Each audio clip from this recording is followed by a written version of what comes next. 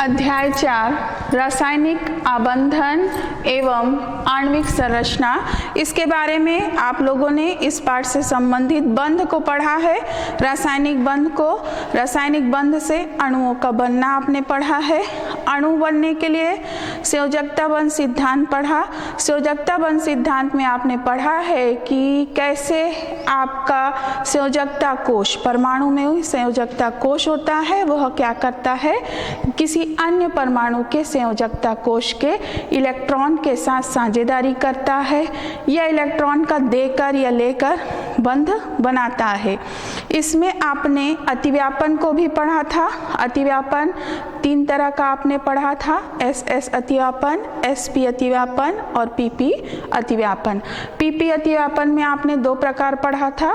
पहला पढ़ा था आपने समाक्ष अतिव्यापन, जिसमें अक्षीय अतिव्यापन होता है कक्षकों का और सिग्मा बंध बनता है, और दूसरा आपने पढ़ा था पार्श्ववर्ती अतिव्यापन, जिसमें साइडवाइज ओवरलैपिंग होती है, एक दूसरे से वो पार्श्व रूप से मिले थे और पाई बंध बनता है।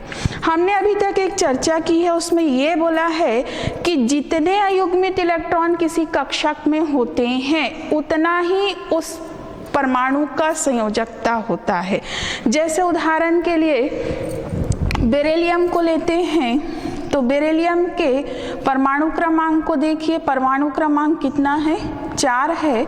इसका इलेक्ट्रॉनिक विन्यास लेते हैं तो इलेक्ट्रॉनिक विन्यास आपको देखने को मिलता है 1s2 2s2। आप खुद सोचिए, बेरिलियम है, इसके पहले कक्षा में 2 इलेक्ट्रॉन है, दूसरे कक्षा में 2 इलेक्ट्रॉन है, और दोनों ही इलेक्ट्रॉन कैसे हैं, युग्मित है। अगर हम इसको 1s का मानते हैं और इसको 2s का मानते हैं तो आप बताइए कहीं यहाँ पे अयुग्मित इलेक्ट्रॉन दिख रहा है क्या? नहीं दिख रहा है, मतलब इसमें अतिव्यापन नहीं होना चाहिए। हमने अतिव्यापन के लिए क्या शर्त बोला था कि कक्षकों में अतिव्यापन जो होता है उसके पास आधे भरे हुए इलेक्ट्रॉन होने चाहिए।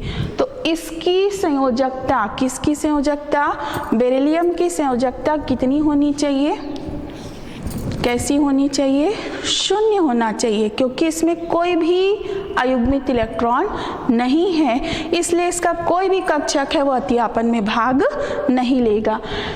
उसी तरह से हम बोरान की बात करते हैं तो बोरान का परमाणु क्रमांक 5 है। इलेक्ट्रॉनिक विन्यास देखिए 1s2 2s2 2 2 4 2p1। इसके अंतिम कक्ष में आपको कितने इलेक्ट्रॉन दिख रहे हैं, 2 और 1 3 में से 2 तो युग्मित होंगे जो s में है, और एक ही ऐसा इलेक्ट्रॉन है जो p कक्षक में है और अयुग्मित होगा।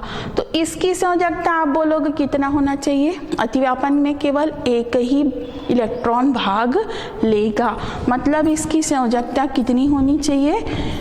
आपका संयोजकता देखते हैं तो बेरिलियम का होना चाहिए 0 और बोरान का होना चाहिए कितना, 1। अगर हम कार्बन की बात करते हैं तो हम 1s2 2s2 2p 6 है, 2 2 4 2px में 1 होता है, 2py में 1 होता है और 2pz में कितने इलेक्ट्रॉन होते हैं, 0। तो आप देखेंगे 2 इलेक्ट्रॉन ही अयुग्मित दिख रहे हैं, जो कि एक x में है px में और दूसरा कैसा है py में। तो इसकी अधिकतम संयोजकता कितनी होनी चाहिए, 2। लेकिन इन सभी परमाणुओं का इस संयोजकता से भी अधिक संयोजकता देखा गया है। जैसे हमने अभी बोला बेरिलियम की संयोजकता 0 है, लेकिन आपको मालूम होना चाहिए कि बेरिलियम है वो BeCl2 नाम का एक अणु बेरिलियम क्लोराइड बनाता है। यहाँ पे आप देखिए कि क्लोरीन कितने हैं, यहाँ पे 2, मतलब बेरिलियम की संयोजकता कितनी दिख रही है, 2। आखिर ये 2 संयोजकता अतिव्यापन से होती, चूंकि यहाँ पे अयुग्मित इलेक्ट्रॉन है ही नहीं, तो यहाँ पे 2 संयोजकता कैसे देखने को मिल रहा है। अगर हम बोरान की बात करते हैं तो बोरान बनाता है नया यौगिक बोरान ट्राई क्लोराइड। यहाँ पे देखिए इसकी संयोजकता कितनी है, 3 है, जबकि इसमें होना कितना था, 1। किस नियम से, वैलेंस बॉन्ड थ्योरी में जो अतिव्यापन नियम है उसमें से इसकी संयोजकता केवल 1 होना था, लेकिन हमको कितना दिख रहा है इस अणु में, इसकी संयोजकता 3 दिख रही है।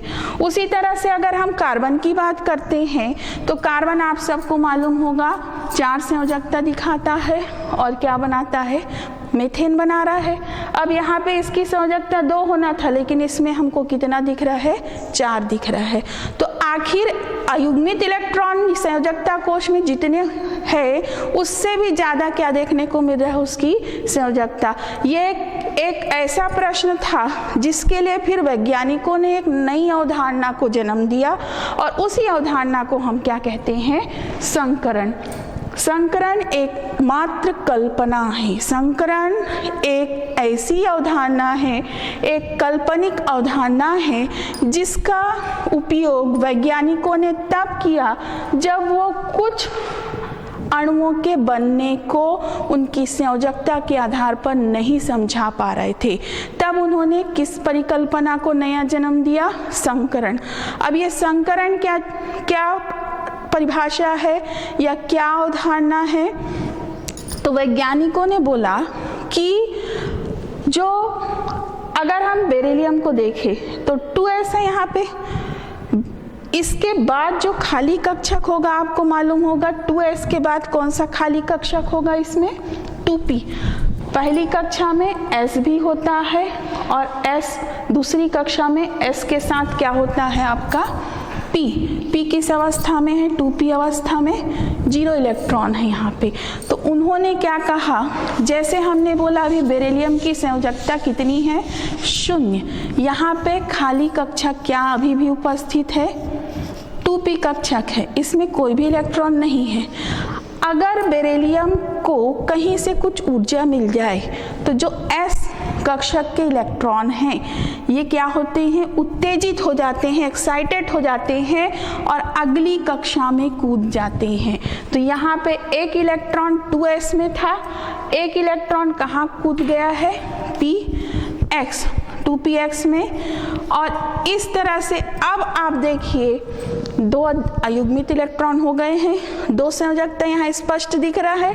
तो क्या अब बेरिलियम क्लोराइड बन सकता है, बेरिलियम क्लोराइड बन सकता है।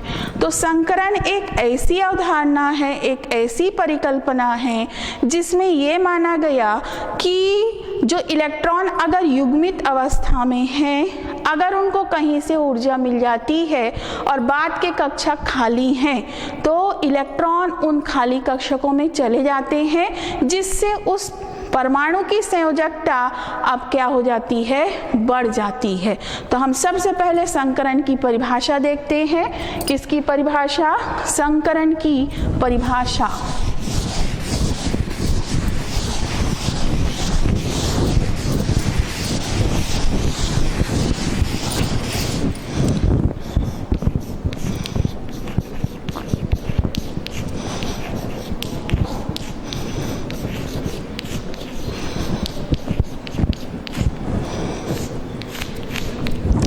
मैंने एक उदाहरण लिखा है बेरिलियम का, 1s 2s 2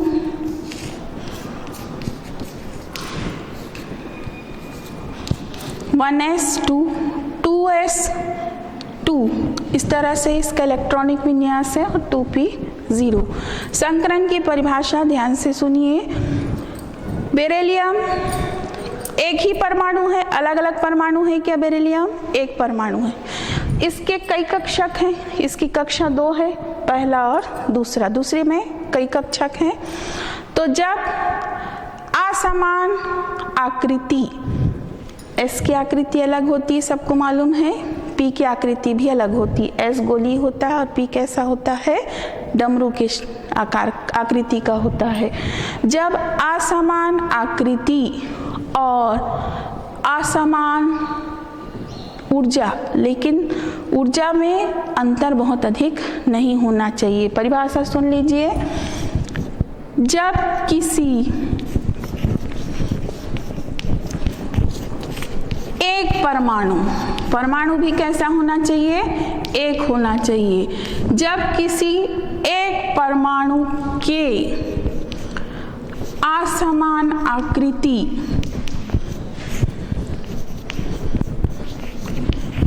एवं असमान ना बोल के यहाँ पे 1s के साथ 2s नहीं जुड़ेगा, क्योंकि इन दोनों की ऊर्जा में बहुत अंतर है। 2s के साथ 2p जुड़ सकता है, क्योंकि दोनों एक ही कक्षा में है, दूसरी कक्षा है कि नहीं। 2 लिखा है सामने, मतलब वो उसकी कक्षा है।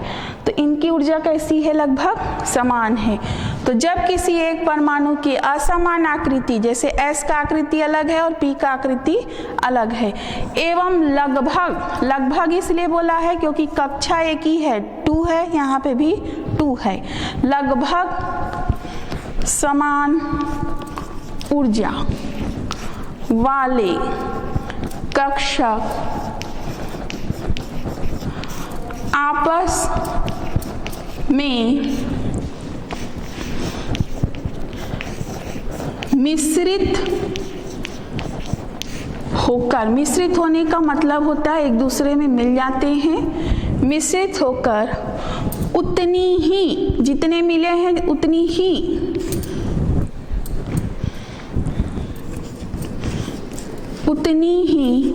संख्या में समान आकृति। अब असमान से आकृति मिलने के बाद कैसी हो गई है, समान, समान आकृति एवं समान ऊर्जा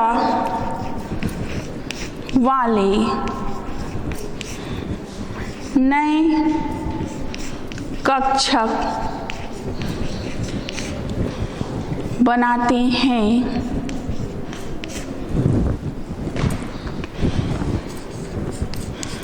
तो इस घटना को संकरण, हाइब्रिडाइजेशन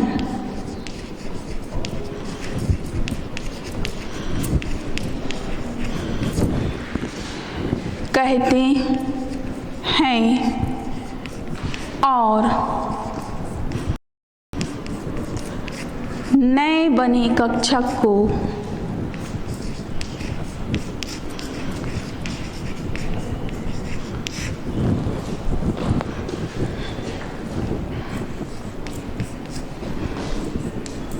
संकृत कक्षक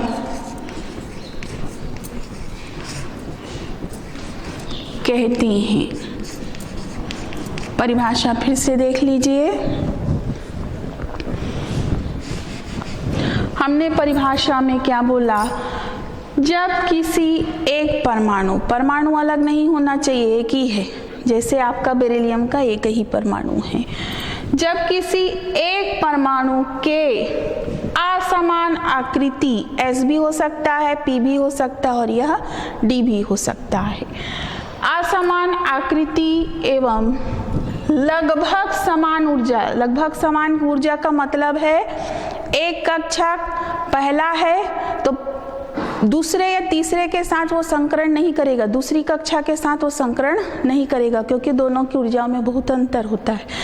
पहली कक्षा का जो कक्षक है ऐसी होता है, वो संकरण नहीं करेगा दूसरे के साथ, दूसरी कक्षा के साथ।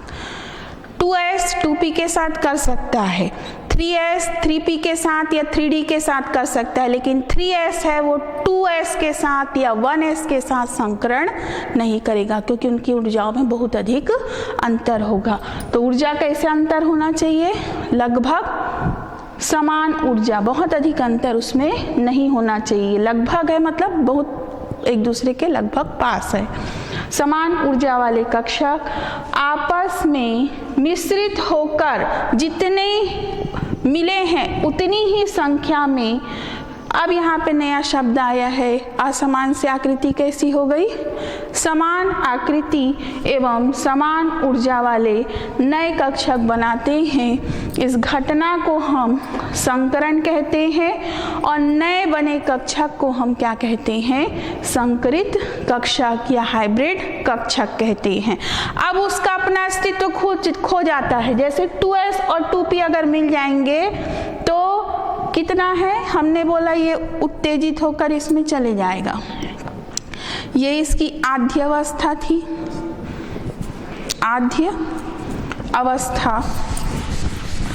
बेरिलियम का आद्य यानी मूल अवस्था होता है, इसी को हम बोलते हैं मूल अवस्था या इसी को हम बोलते हैं ग्राउंड स्टेट। 1s 2 था और 2s कैसा था? 2 था। 1s 2, पहली कक्षा में 2, दूसरी कक्षा में भी 2 इलेक्ट्रॉन। लेकिन जब ये उत्तेजित होता है, उत्तेजित अवस्था में 1s का इलेक्ट्रॉन वैसा ही रहेगा, लेकिन 2s का इलेक्ट्रॉन कूदकर 2p में चला जाता है, 1 इलेक्ट्रॉन। इस अवस्था को हम बोलते हैं इसकी उत्तेजित अवस्था। उत्तेजित अवस्था के बाद इसकी तीसरी अवस्था होती है संकरित अवस्था। इसमें ये दोनों कक्षक आपस में बिल्कुल मिल जाएंगे। कौन कौन से कक्षक? 2s और ये हो गया आपका 2s और ये हो गया 2p। अब हम इसको 2s या 2p नहीं बोल रहे हैं, हम सीधा क्या बोल रहे हैं इसको? sp। इसलिए हम इसके आकार को देखें तो अभी हमने देखा कि s गोल था, p कैसा होता है? डमरू के आकार का, आकृति का। लेकिन जैसे ही s और p आपस में मिलते हैं तो s अपना गोलीय आकृति छोड़ देता है, p अपना डमरू का शेप छोड़ देता है। यहाँ पे कितने कक्षक मिल रहे हैं? ये पहला है और ये दूसरा। तो कितने नए कक्षक बनेंगे? उतनी ही संख्या में, मतलब 2 नए कक्षक बनेंगे। जैसे आपका हुआ, ये हुआ पहला कक्षक, इसको ना मैं s नाम दूंगी ना p नाम दूंगी, जो कि संकरण sp था, इसलिए अब हम इसको क्या बोलेंगे? sp संकरित कक्षक। और दूसरा कक्षक इसी तरह का फिर से एक आकृति का होगा, जिसमें एक बड़ा लोब और एक छोटा लोब। इन दोनों आकृति से ये दोनों आकृति समान है। इसमें ये गोल था और ये डमरू के शेप का था। इसमें आप देखिए दोनों का आकृति कैसा हो गया है? समान। मैं इसको s भी नहीं बोल रही हूँ, ना मैं इसको p भी नहीं बोल रही, मैं सीधे दोनों को क्या बोल रही? ये भी sp संकरित कक्षक है और ये भी क्या है? sp। 2 कक्षक मिले थे तो 2 ही sp कक्षक बने हैं कि 3 बना है? 3 नहीं बना है, 2 मिला है तो 2 ही बनेंगे। दोनों की आकृति भी समान होगी, दोनों की ऊर्जा भी। आप लोगों ने यहाँ पे एक बात नोटिस किया होगा, मैंने जब इसको बनाया है तो एक लोब बड़ा बनाया है और दूसरा लोब छोटा बनाया है। इसका कारण सुन लीजिए। जो बड़ा लोब होता है इसका मतलब यहाँ पे इलेक्ट्रॉन का घनत्व एक तरफ बढ़ जाता है, और छोटा लोब है मतलब इसमें इलेक्ट्रॉन का घनत्व कम होता है। इस तरह से संकरित कक्षक में हमेशा एक लोब बड़ा होता है और दूसरा लोब कैसा होता है? छोटा होता है। बड़ा लोब का मतलब होता है उसमें इलेक्ट्रॉन का घनत्व अधिक है, और छोटे लोब का मतलब होता है उसमें इलेक्ट्रॉन का घनत्व कम है। अगला हम लेते हैं फिर से परिभाषा। जब किसी एक परमाणु के असमान आकृति एवं लगभग समान ऊर्जा वाले कक्षक आपस में मिश्रित होकर उतनी ही संख्या में समान आकृति एवं समान ऊर्जा वाले नए कक्षक बनाते हैं तो इस घटना को हम संकरण कहते हैं, और जो नए कक्षक बने हैं हम उसको संकरित कक्षक कहते हैं। अगला हम लेते हैं संकरण के प्रकार।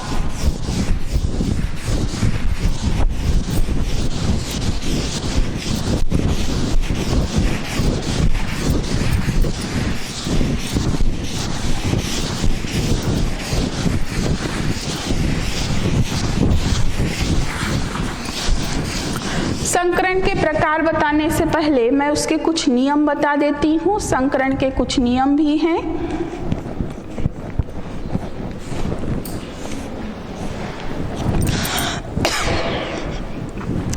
संकरण के नियम जो हैं वो बहुत सारे बातों का पालन करते हैं।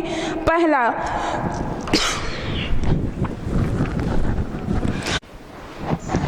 अगला हम देखते हैं संकरण के नियम। संकरण के बहुत सारे नियम हैं, जिस नियम के आधार पर आपका कक्षक है वो आपस में मिश्रित होकर नए कक्षक को बनाते हैं। नए कक्षक से फिर नए अणु का निर्माण होता है।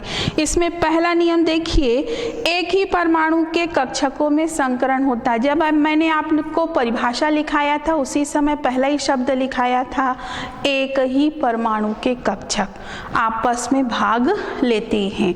किसमें? संकरण की क्रिया में या संकरण की अवधारणा में। दूसरा आपका नियम था कि संकरण जो होता है उनमें जो मिलने वाले कक्षक होते हैं उनकी ऊर्जा कैसी होनी चाहिए? लगभग समान होनी चाहिए। कहने का मतलब 2s है वो 2p के साथ ही संकरण करेगा, 3s या 3d के साथ संकरण नहीं करेगा। पहला नियम फिर से क्या होना चाहिए? पहले नियम के अनुसार संकरण है केवल एक परमाणु में होता है, अलग अलग परमाणु संकरण में भाग नहीं लेते हैं। दूसरा, हमने परिभाषा में ही आपको लिखाया था कि उनकी ऊर्जा कैसी होनी चाहिए? समान होनी चाहिए। और तीसरा होता है उनकी आकृति अलग अलग हो सकती है। S अलग आकार का आकृति का हो सकता है, P की आकृति अलग हो सकती है, D भी मिश्रित हो सकता है, D की आकृति भी अलग हो सकती है, लेकिन इनकी ऊर्जा में अंतर बहुत अधिक नहीं होना चाहिए। अगला नियम है चौथा, जितने संख्या में कक्षक मिश्रित होते हैं, मान लीजिए 2 कक्षक मिश्रित हो रहा है, एक S और P, तो नया जो संकृत कक्षक होगा वो भी 2 ही बनेगा, 3 नहीं बनेगा। अगर 4 कक्षक मिश्रित हो रहे हैं, S का 1, P के 3, तो 4 नए संकृत कक्षक बनेंगे। अलग अलग नहीं होंगे, उनकी आकृति भी समान होगी और उनका ऊर्जा भी लगभग समान होगा। तो हमने नियम में ही आपको लिखा दिया है, नियम परिभाषा में ही, कि उनकी आकृति भी समान होती है, ऊर्जा भी समान होती है। जितनी संख्या में वो मिश्रित होते हैं उतनी ही संख्या में बनते हैं। इसके पहले जब मैंने आपको अतिव्यापन पढ़ाया था उस समय आप ध्यान दिए होंगे, मैंने एक चीज बताया था आपको कि अतिव्यापन में वो कक्षक भाग लेता है जिसमें एक अयुग्मित इलेक्ट्रॉन होता है, लेकिन संकरण के लिए ऐसा कोई नियम नहीं है। खाली कक्षक जिसमें एक भी इलेक्ट्रॉन नहीं है, आधा भरा कक्षक जिसमें एक इलेक्ट्रॉन है, या पूरा भरा कक्षक भी संकरण में भाग ले सकता है। अतिव्यापन से ये नियम थोड़ा अलग है। अतिव्यापन में हमने आपको बताया था कि अतिव्यापन उसी कक्षक का होता है जिसमें अयुग्मित इलेक्ट्रॉन होते हैं, लेकिन संकरण के लिए नियम ऐसा नहीं है। संकरण में आपका आधा भरा कक्षक, पूरा भरा कक्षक या खाली कक्षक भी संकरण में भाग ले सकता है। अतिव्यापन के दौरान आपको पता नहीं चलता था कि आकृति कैसी बनेगी या बंध कोण कैसा बनेगा, लेकिन जब संकरण आपको स्पष्ट हो जाता है तो उसमें आपको बंध कोण और आकृति दोनों आपको पता चल जाता है। इसी तरह से जब संकरण में कक्षक जो मिलते हैं वो एक नए विन्यास को लेते हैं। विन्यास का मतलब है त्रिविम, x, y, z। उनमें एक निश्चित कोण बनाते हुए वो एक निश्चित अभिविन्यास को वो ग्रहण करते हैं। तो ये आपके क्या थे? संकरण के नियम। संकरण है, इसके नियम के बाद हम इसके प्रकार को लेते हैं। संकरण के प्रकार,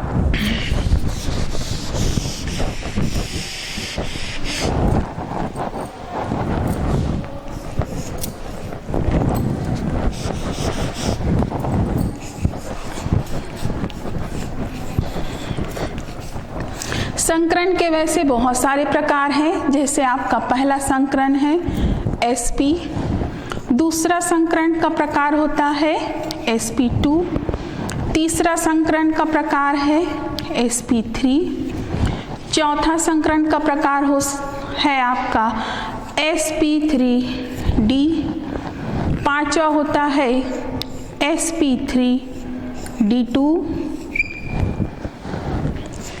अगला प्रकार है sp3d3, इसी का एक और भाग होता है dsp2।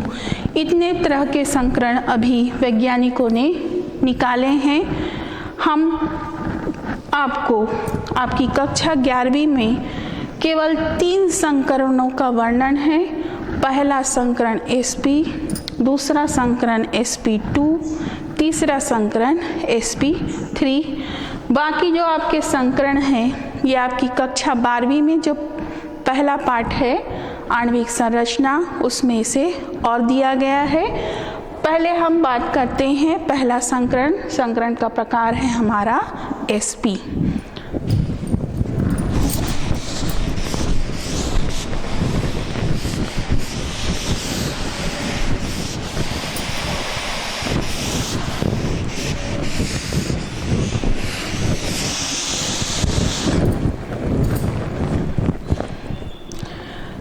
sp संकरण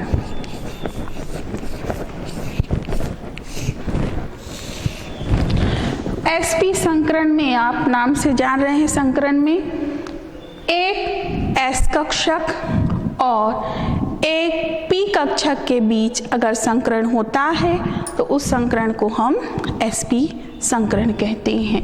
इससे हम एक अणु का बनना बताएंगे आपको। एक अणु हम लेते हैं बेरिलियम डाइक्लोराइड। बेरिलियम का आप इलेक्ट्रॉनिक विन्यास जानते हैं। परमाणु क्रमांक कितना होता है? 4।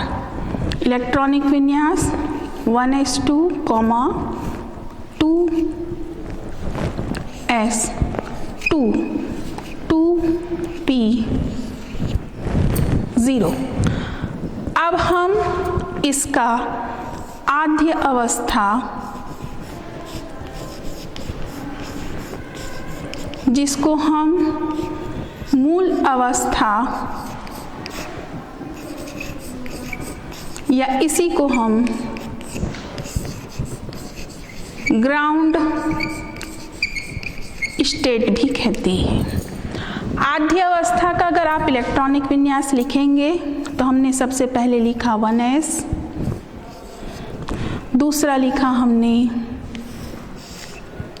2s, इसके साथ आपका 3 आपके कक्षक हैं 2px, 2py, 2pz। 2p जिसमें हमारा 2px है, दूसरा 2py है और तीसरा 2pz है जिसको हम सम्मिलित रूप से 2p कक्षक कहते हैं। अगर हम इसमें इलेक्ट्रॉन भरना चाहें तो आप भरते हैं तो ध्यान दीजिएगा, आप सीधा ऐसा भरते हैं, 2 एक साथ भर दिया, ऐसा नहीं भरता। इलेक्ट्रॉन पहला दूसरा क्रम से भरिएगा, तीसरा चौथा, 4 इलेक्ट्रॉन हो गए। अब संकरण जब होता है तो एक अवस्था होती है, उस अवस्था को हम बोलते हैं उत्तेजित अवस्था या इसी को हम कहते हैं एक्साइटेड स्टेट। इसमें 1s चूँकि भीतरी कक्षा है, इसका किसी तरह से संकरण में भाग नहीं रहता है। 2s और 2p ही संकरण में भाग लेते हैं। तो हमने लिखा 1s अपनी मूल अवस्था में ही है, 2s का एक इलेक्ट्रॉन कूदकर या उत्तेजित होकर इसको एक ऊर्जा मिलती है, उस ऊर्जा को वो ग्रहण करके 2px में चला जाता है। इसके बाद तीसरी अवस्था होती है जिसको हम कहते हैं संकरित अवस्था। संकृत अवस्था में 1s अपने मूल अवस्था में ही रहेगा चूंकि ये भीतरी कक्षक है। 2s इसको आप बनाएंगे जब परीक्षा में, तो हम चूंकि संकरण का टाइप देख लीजिए sp है, 2s और 2px आपस में मिल जाएंगे, तो हमने इसको टूटे हुए लाइन या डैश डैश लाइन से दो कक्षकों को मिला दिया आपस में।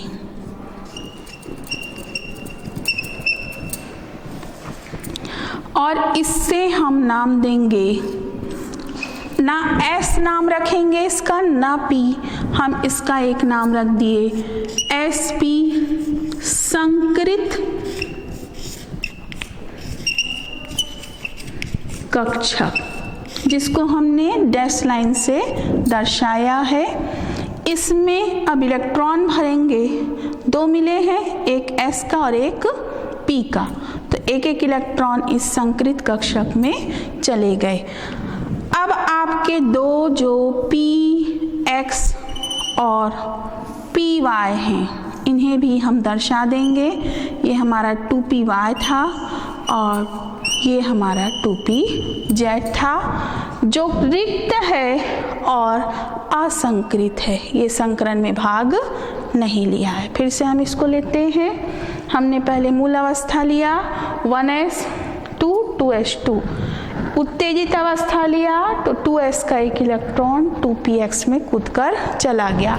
उसके बाद हम संकृत अवस्था लेते हैं तो 2s और 2px अपना अस्तित्व खो देते हैं, इनका नाम हो जाता है, दो मिले हैं तो दो नए संकृत कक्षक बने हैं जिसको हमने डॉटेड लाइन से दर्शाया है।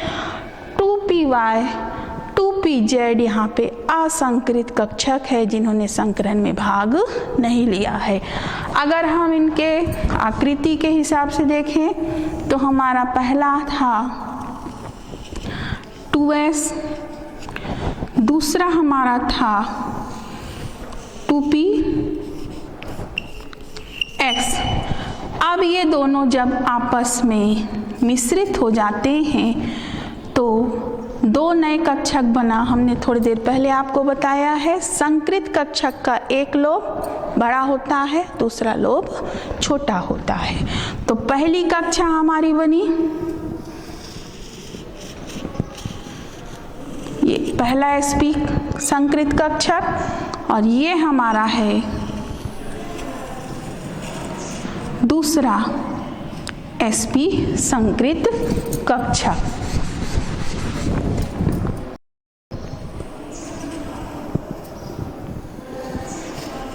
फिर से देखते हैं, पहला लोब यहाँ से यहाँ तक और ये दूसरा लोब, ये दो संकृत कक्षक आपके बने हैं। अब इसमें हमने पहले कक्षक में एक इलेक्ट्रॉन डाला sp संकृत में और दूसरे कक्षक में भी हमने क्या डाला है, एक इलेक्ट्रॉन। ये किसका परमाणु है, इसको हम दर्शा देते हैं, ये किसका परमाणु है, बेरिलियम का। अब हमको क्या बनाना है, बेरिलियम डाइक्लोराइड। तो आपको मालूम होना चाहिए क्लोरीन का इलेक्ट्रॉनिक विन्यास, परमाणु क्रमांक 17 है, 1s2 2s2 2p6 3s2 3p5। 3p5 को मैं अगर तोड़ के लिखूं तो 3px2 3py2 और 3pz1। सब में युग्मित इलेक्ट्रॉन है, केवल किस में अयुग्मित है, 3pz में। तो अगर हम क्लोरीन को लेते हैं, पहला क्लोरीन का परमाणु, इसका हमने लिया, ये हो गया इसका 2px, इसमें कितने इलेक्ट्रॉन हैं, 2। ये हमारा हो गया 2py, इसमें भी 2 इलेक्ट्रॉन हैं। अब हम बना रहे हैं 2pz, ये हमारा 2pz है। इसमें कितने इलेक्ट्रॉन थे, 1। कहने का मतलब इसके sp, बेरिलियम के sp संकरित कक्षक के साथ क्लोरीन के 2p 2pz कक्षक ने अक्षीय अतिव्यापन किया। कौन सा अतिव्यापन है? अक्ष से मिल रहे हैं, दोनों एक ही अक्ष से मिल रहे हैं, तो अक्षीय अतिव्यापन हुआ। तो यहाँ पे कौन सा बंध बनेगा? सिग्मा बंध। कौन सा बंध बनेगा? सिग्मा बंध। अगर हम दूसरा क्लोरीन का परमाणु लेते हैं तो यहाँ पे भी देखिए,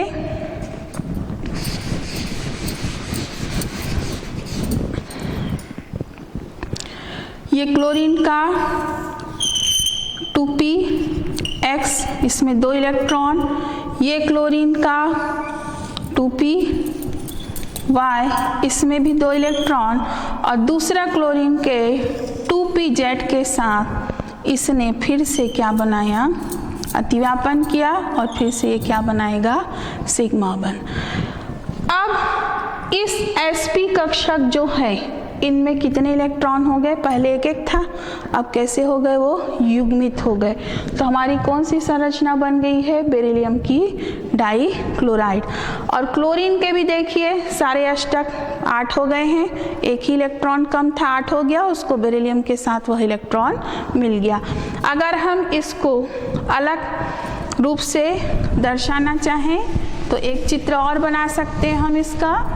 यहाँ पे चूंकि आकृति देखिए लीनियर है, ये आपका था बेरिलियम,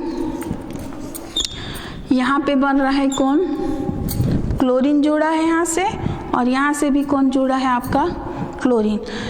इस एंगल को या कोण को मापेंगे तो ये कोण कितना होगा? 180 अंश। यहाँ पे जो अंश बनेगा, कोण जो बनेगा, दोनों कक्षकों के लोब के बीच की दूरी, ये कितने अंश की होगी? 180। आकृति आपको कैसा दिख रहा है? एक सीधी लाइन दिख रही है, तो इस आकृति को हम कौन सी आकृति बोलेंगे? रेखीय आकृति। फिर से देखिए, संकरण में कोण बना है कितने अंश का? 180 अंश का। आकृति आपको कैसे दिख रही है? रेखीय, जिसमें बीच में क्या है? आपका बेरिलियम, और इससे जुड़ा है क्लोरीन का pz ऑर्बिटल, 2pz ऑर्बिटल रेखीय रूप से।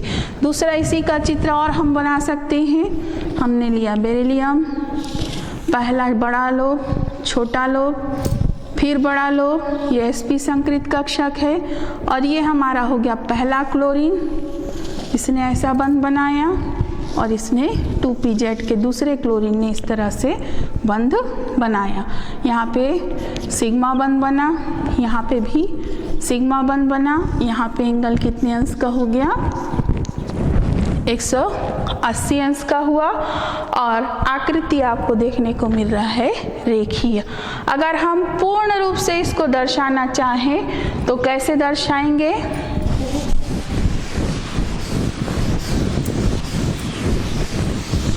sp संकरण में क्या क्या देखने को मिला हमको? पहला प्रकार कौन सा था? बेरिलियम क्लोराइड का। बेरिलियम क्लोराइड में कौन सा संकरण हमको देखने को मिला? sp संकरण। प्रकार कौन सा था? टाइप हमारा क्या था बेरिलियम क्लोराइड में? संकरण sp संकरण। दूसरा इसमें आपने देखा आकृति या शेप, कैसा था आकृति? कैसा आकृति बना है? रेखीय आकृति, जिसको हम लीनियर शेप भी कहते हैं। और तीसरा इसमें प्रकार, आकृति, उसके बाद आप देखिए कोण कितने अंश का बना है? तो कोण कितने अंश का बना है? 180 अंश का। और बंधों की संख्या, बंध का प्रकार, बंध की संख्या देखते हैं तो कितने बंध बने हैं? कितने बंध बने हैं? एक सिग्मा बंध और दूसरा सिग्मा बंध। एक क्लोरीन के साथ सिग्मा बंध, दूसरे के साथ भी सिग्मा बंध। तो बंध की संख्या है 2 सिग्मा बंध। अगला हम इसमें देखते हैं लक्षण। ये लक्षण या कैरेक्टर किसको बोलते हैं? इसमें देखिए S 1 है, P 1 है, कुल कक्षक कितने हैं? 2। अगर हम इसमें S का प्रतिशत कितना था या P का प्रतिशत कितना है इसको निकालना चाहें तो आप 100 ले लीजिए, हमारा 100% है, मान लीजिए sp का मतलब एक s धन एक p, टोटल कितने हुए 2। 100 को आप 2 से भाग देंगे, 100% को तो 2 से भाग देंगे तो कितना आएगा 50।